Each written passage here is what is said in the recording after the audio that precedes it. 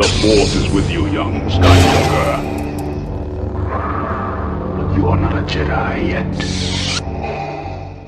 Hey, what up, YouTube fam? It's Dupree, aka Darth Vader here with some fresh brand new Star Wars news for you. But before we get into it, don't forget to hit that like and subscribe, and also don't forget to check out my last video because it greatly helps out the channel. So let's get into it.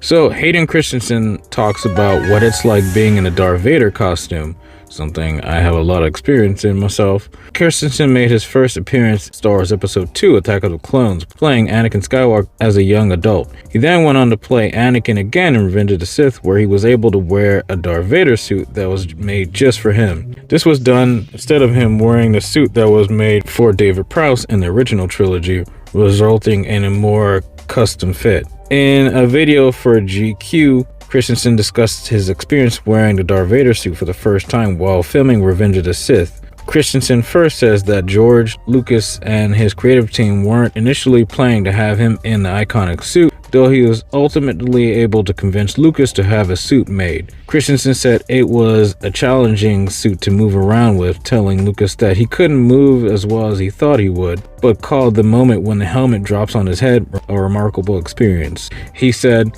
"I found out that they were not planning on having me be in the Darth Vader suit, and I was a little bummed about that.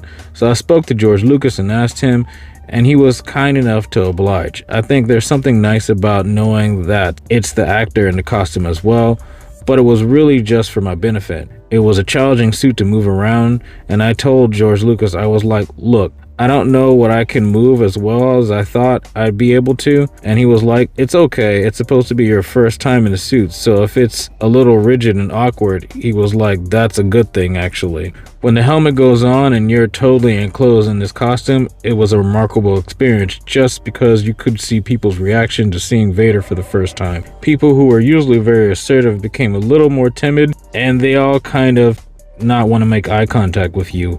I had good fun with that." Upon further review, Christensen actually gave a solid performance with the lines he was given, especially in Revenge of the Sith when Anakin and Obi-Wan finally parted ways, where Christensen gives a heartbreaking performance. While the fandom of Star Wars loves him now, Christensen initially garnered a lot of hate for his portrayal of Anakin.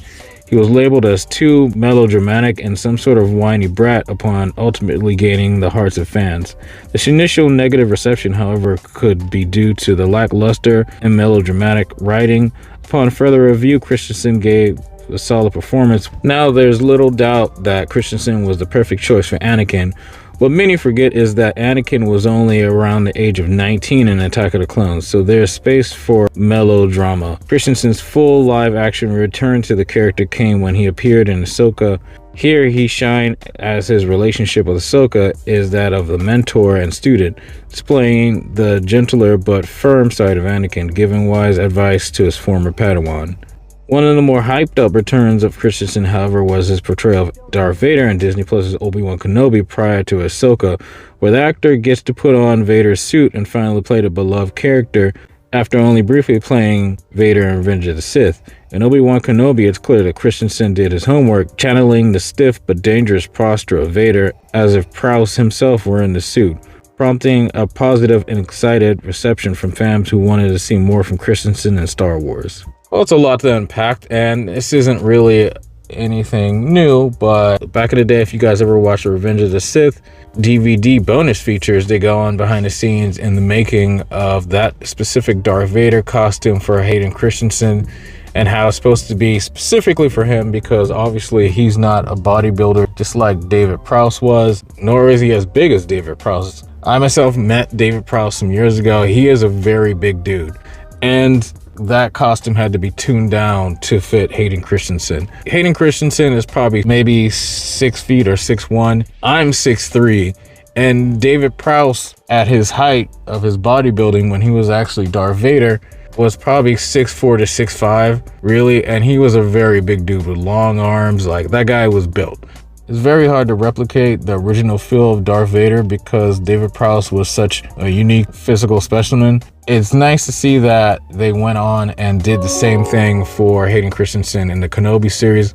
Granted, he wasn't in the suit for the most part. It was a lot of other stunt people and stunt doubles. I recently interviewed both of the guys who played Darth Vader in the Kenobi series, It's kind of like the Mandalorian. Anytime they need to see Pedro Pascal's face, it's him. But whenever the helmet is on, it's another person in the suit. Same thing with Darth Vader. But I will say, wearing that suit, from my experience, being in the 501st and cosplaying as Darth Vader for the better part of 10 plus years, it's a very interesting thing of like how people treat you when you're walking around or when people see Vader for the first time. It kind of awakens something in people's childhood that kind of frightens them, because this was a scary character from their childhood, and then when they see this thing up and walking around, walking past and looking at you, it's kind of, people do really shift their eyes. People do treat you in a very different kind of light, and it's very stiff.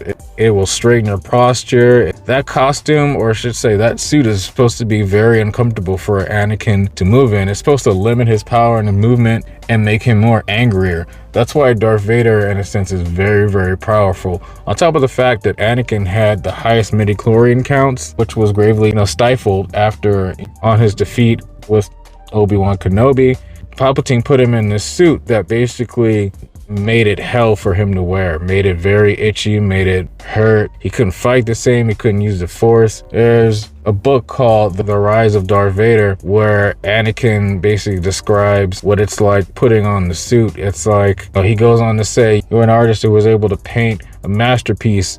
Now you're the same artist, but all the tools are gone. It's just nothing but dark. He had to restart who he was. He had to retool who Anakin was, his fighting style, how he used the Force and everything to become Darth Vader, to go above and beyond and exceed expectations. So I'm glad to see that Hayden Christensen did his homework. I mean, I said that before with how he was portrayed in Revenge of the Sith. People want to say Hayden Christensen was a bad actor. I disbelieve that, and especially with his delivery with a lot of lines. He was only delivering lines as Darth Vader would. Going back, when you really think about it, he's doing every single line as James Earl Jones would do as Darth Vader. That's why a lot of the lines sound a little clunky, a little weird. It's just, without that booming voice and the costume, it just sounds awkward. We already know that George Lucas isn't the best screenwriter. The original trilogy had a lot of help with a lot of other people. In the prequels, it was kind of his own thing. So it's very interesting to hear Hayden Christensen's take on him being in the new Vader costume and the previous Vader costume.